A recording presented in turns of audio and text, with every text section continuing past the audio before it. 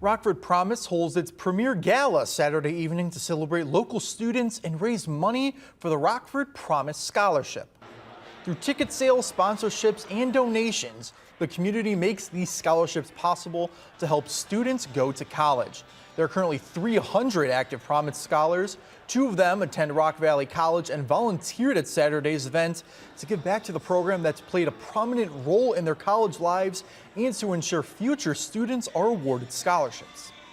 This means a lot to me. I don't know how I would get through school if it wasn't without Rockford Promise. It has definitely helped me and helped me get my mind and not worry about paying for school, which is I'm so grateful for. They get to really see that their money is going somewhere, and like how like our halftime performer is like touring with Broadway and stuff. Like they see that like their money is making a difference in the community. So I feel like that's really important for them as well for us to like know like how our money is coming from and how they're helping us.